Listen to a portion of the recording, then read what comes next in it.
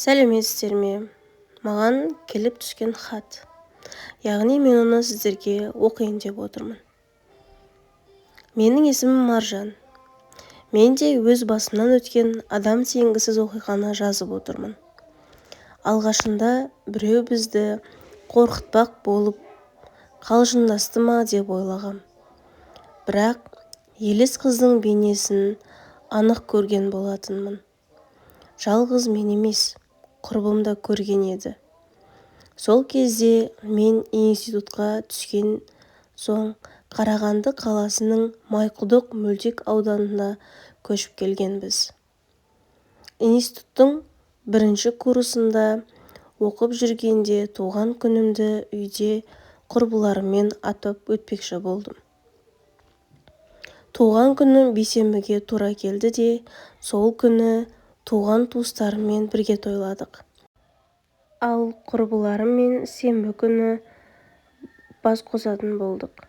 Менің өтінішім бойынша сенбі күні ата-анам інімді ертіп туыстарымыздың үйіне кетті. Кешке құрбылармен оңаша қалдық. Кеш өте көңілді болды.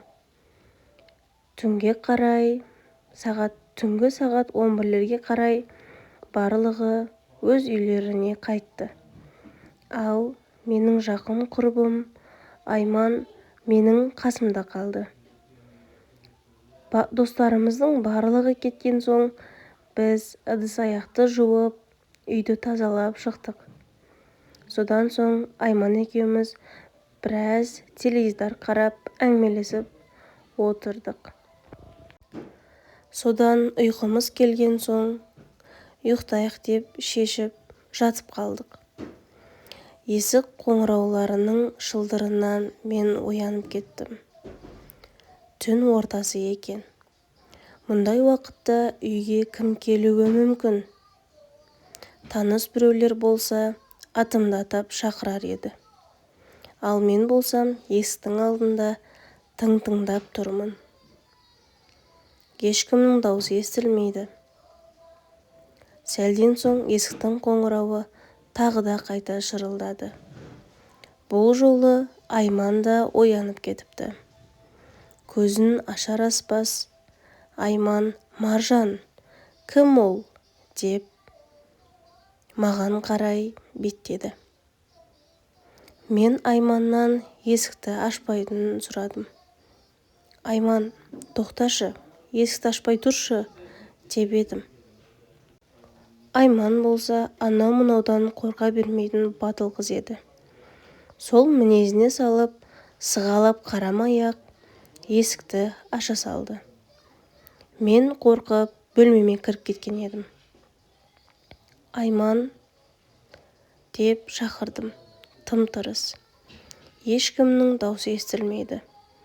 Мен одан сайын қорқып кеттім. Тағы да Айман дедім.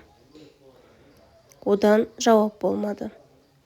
Енді тіпті үрейлене бастадым. Сәлден соң есіктің сарт етіп жабылғаны естілді. Жалма-жан, реңі ағарып кеткен Айман бөлмеге жүгіріп келді. Не болды, Айман?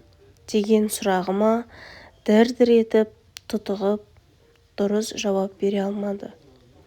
Ас бөлмеден су әкеліп ішкізген соң зорға аптығын басты да, сол кезде есіктің қоңырауы тағы да шырылдады.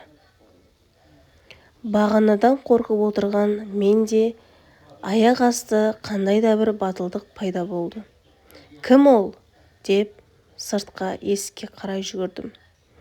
Айман дір-дір етіп тұтығып, ашпа Маржан дегенге зорға тілі келді. Бірақ мені қандай да бір күш алға жетеледі де, Айманға бұрылғам да жоқ. Есіктің көзінен сығаладым. Ешкім көрінбейді. Кім ол? Деп қайта-қайта сұрадым. Тым-тырыс. Есікті аштым. Баспалдақтың алаңқайында 12-13 жасар ақ көйлек киген қыз қырмен қарап тұр. Беті көрінбейді. Сен кімсің? Кім керек саған? Деп сұрадым. Қыз жауап бермеді. Иығынан тартып, өзіме қарай бұрдым. Қыздың беті көрінбейді. Мен қорқып кеттім. Айқайлайын десем, даусым шықпай. Қашайын десем, аяғымнан жан кетіп қалғандай. Қозғала алмай қалдым. Бір орнымда қатып қалдым. Қыз маған қолын созғанда құлап түстім. Қанша уақыт өткенін білмеймін. Айман келіп, көтеріп тұрғызғанда барып есімді жинадым.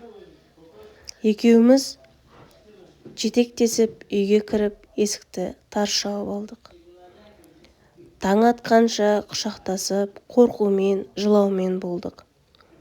Таң ағарғанда біз ұйықтап қалыппыз. Содан есік қоңырауы шалдырынан тағы да оянып кеттім. Сағатқа қарасам, оннан өткен екен. Маржан деген көрші орыс апаның даусы естілді.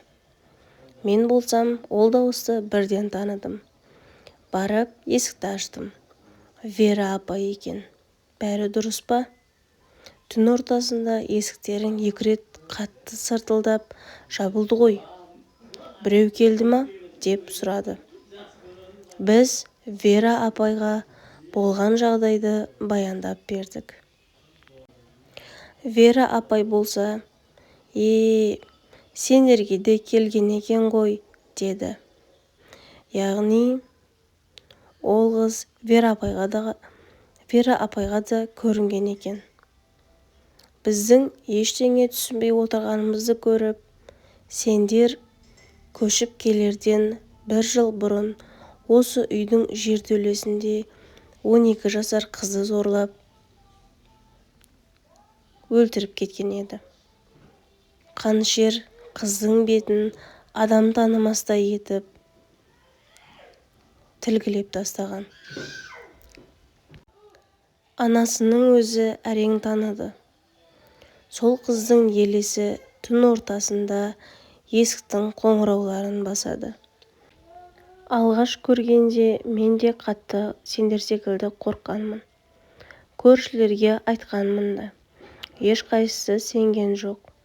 Одан кейін де ол қыздың елесі талай келді. Алғаш көргенде мен де қатты сендер секілді қорққанмын.